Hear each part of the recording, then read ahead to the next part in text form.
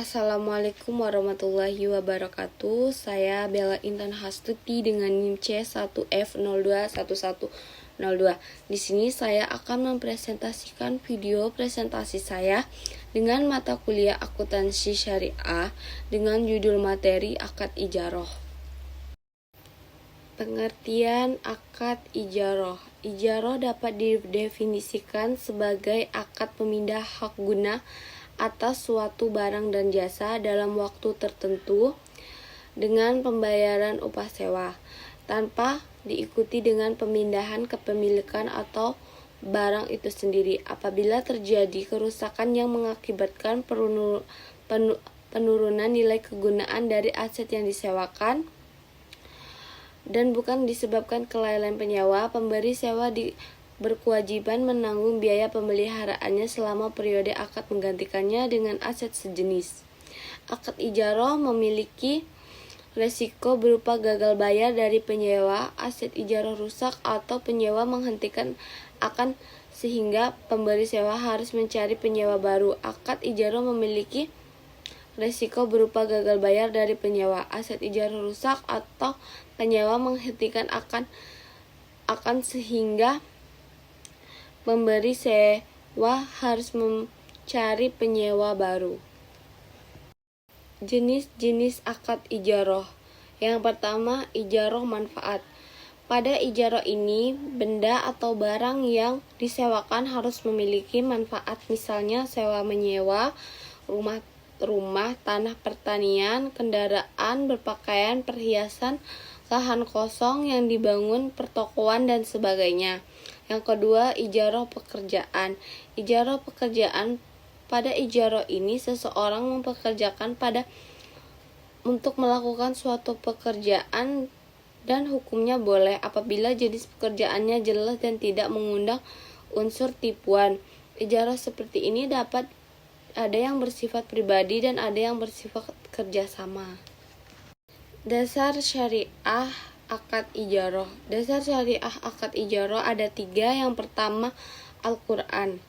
Apakah mereka yang membagi-bagi rahmat Tuhanmu?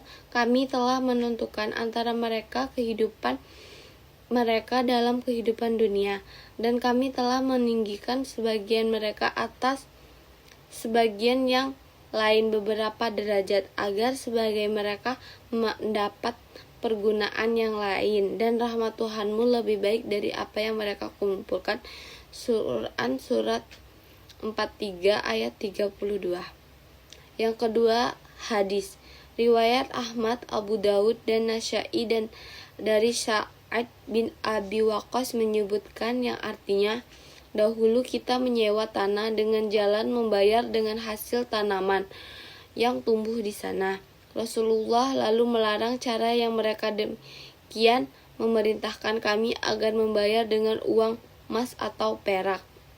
Yang ketiga, ijma. Mengenai disyariatkan ijaroh, semua ulama bersepakat, tidak ada yang membantah. Pakar-pakar keilmuan cendekiawan sepanjang sejarah di seluruh negeri telah disepakati dalam Islam, karena pada dasarnya manusia senantiasa terbentur pada keterbatasan dan kekurangan. Oleh karena itu, perlakuan akuntansi PSAK 107. 1. Penyajian. Ada 3. Yang pertama, ijaroh atas aset adalah mukjir menyajikan pendapat ijaroh atas aset secara bruto di laba rugi. Yang kedua, ijaroh atas jasa adalah secara langsung ajir menyajikan pendapatan ijaroh secara bruto di laba rugi. Yang ketiga, kompensasi atas penghentian akad. 2. Pengakuan. Dalam pengakuan ada 2. Yang pertama, mukjir mengungkapkan dalam laporan keuangan hal-hal terkait transaksi ijaroh atas aset. B. Mustajir menggunakan dalam laporan keuangan hal-hal terkait transaksi ijaroh atas aset. Kesimpulan, berdasarkan pembahasan di atas, penulis menyimpulkan bahwa akad ijaroh adalah pemindah hak guna atau manfaat terhadap suatu barang atau jasa dari seseorang kepada orang lain dalam kurung waktu tertentu sesuai dengan kesepakatan. Akad ijarah terdiri dari dua jenis, yaitu ijarah yang bersifat manfaat dan ijarah yang bersifat pekerjaan. Landasan hukum syariah akad ijarah terdapat pada Al-Quran, hadis, dan ijma. Cukup sekian presentasi dari saya. Jika ada salah satu kata, saya mohon maaf. Saya akhiri. Wassalamualaikum warahmatullahi wabarakatuh.